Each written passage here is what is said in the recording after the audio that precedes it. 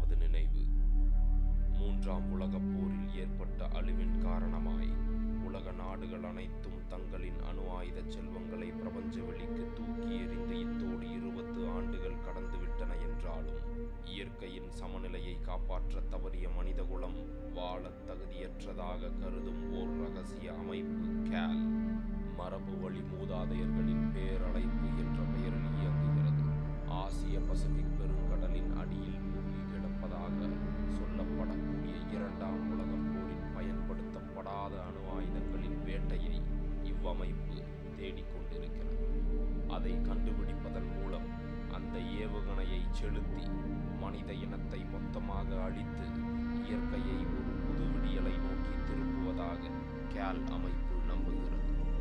இந்த கேல் அமைப்பின் இருப்பு எந்த அளவுக்கு உண்மை என்று பன்னாட்டு தேசிய புலனாய்வு அமைப்புகள் வலை வீசி கொண்டுதான் இருக்கிறது என்றளவு.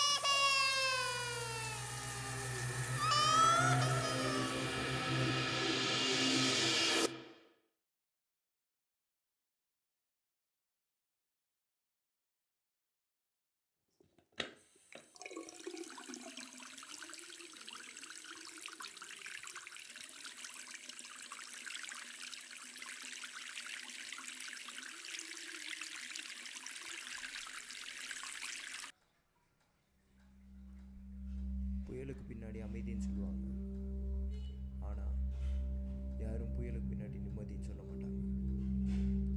ஏன்னா நிம்மதியும் அமைதியும் வேறு வேறு. அமைதியாக இருக்க எதுவும் நிம்மதியாக இருக்கணும்னு அர்த்தம் இல்லை. இன்னைக்கு இந்த உலகம் அனுபவிக்கிற அமைதிக்கு காரணம் புயல் 20 வருஷம் ஆயிடுச்சு. நிஜம் ரொம்ப கொடூரமாக இருந்தது. உலக மக்கள் தொகையில் 20% இப்போ இல்லை. என்னோட மனைவியும் குழந்தை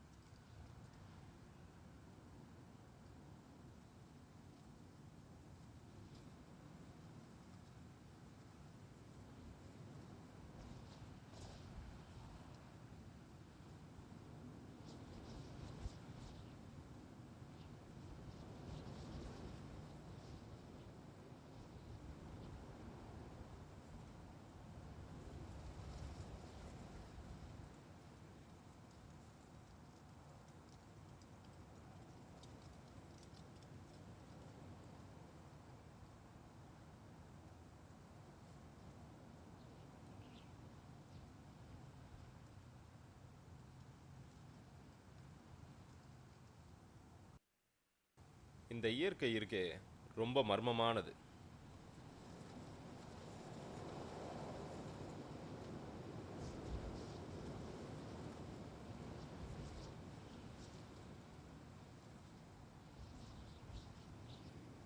யார் என்ன திட்டம் போட்டாலும் சரி, இயற்கை அதை தனக்கு சாதகமாக பயன்படுத்திக்கும்.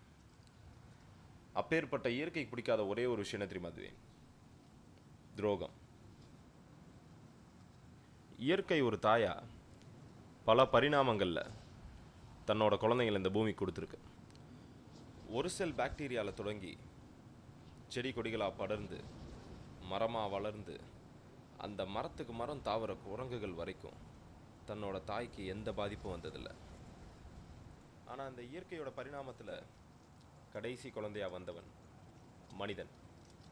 துரோகத்தின் மறுபெயரானது இயற்கை செய்த பாவம், இந்த பூமியோட சாபம். மனிதனோட மொத்த அறிவையும் வளர்ச்சியையும் பெற்ற தாயை காப்பாற்றிக்க பயன்படுத்தி இருக்கணும். தாயோட மார்புல பால் குடிக்கலாம், அதை அறுத்து ரத்தம் குடிக்கலாமான்வே. மனுஷன் அதையும் செஞ்சான்.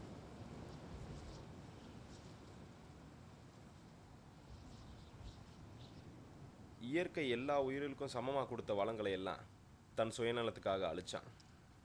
மற்ற உயிர்கள் எல்லாம் துச்சமாக நினைச்சான். ஆனால் இயற்கைக்கு தன்னை எப்பயுமே காப்பாற்றிக்க தெரியுண்டுவேன். அதுக்காக தான் அந்த ப்ராசஸ்க்கு உன்னோட அப்பாவை சூஸ் பண்ணியிருக்கவே. உன் அப்பாவுக்கு இயற்கை கொடுத்த வரம் அவருடைய அறிவு. ஆனால் இந்த உலக அரசியல் அவரோட அறிவை ரொம்ப தந்திரமாக ஒழுங்கிருச்சுடுவேன். உங்கள் அப்பா நாட்டோட வளர்ச்சிக்காக அணு ஆயுதங்கள் தயாரிக்க உதவினார். ஆனால் அரசியல்வாதிகள் அவங்களோட சுயநலத்துக்காகவும் ஒரு சிலரோட தனி மனித வெறுப்புகளுக்காகவும் அணு ஆயுத போருங்கிற பேரில் இந்த உலகத்தையே அழிச்ச அந்த துரோகியில் என்ன பண்ணலான்டுவேன்? ஒரு குழந்தை துரோகியாக பிறந்துட்டா இன்னொரு குழந்தை காப்பானா பிறக்காமலா போயிடும்? நீ இயற்கையை காப்பாற்றிட்டுடுவேன். சின்ன வயசில் உங்கள் அப்பா உனக்கே தெரியாமல் உன் மனசில் விதைச்சு நீ என்னோட கேலிப்ரேட் பண்ணிடுச்சுடுவேன். ஆமாடுவேன், கேல்ங்கிறது ஒரு சிண்டிகேட் இல்லை, இது ஒரு சப்ளிமினல் எக்ஸ்ட்ராக்ஷன் சிஸ்டம். இது மூலமாக தான் உன்னோட ஆள் மனசில் அப்பா வச்ச நியூக்ளியர் கோட்ஸை நாங்கள் எக்ஸ்ட்ராக்ட் பண்ணோம். நீ இந்த உலகத்தை காப்பாற்றிட்டுடுவேன். Welcome to the new beginning. எப்போவுமே வாழ்க்கையோட கடைசி வார்த்தைகள் ஷேக்ஸ்பியரோட ரிச்சர்ட் 3 இருந்து, now is the winter of our discontent.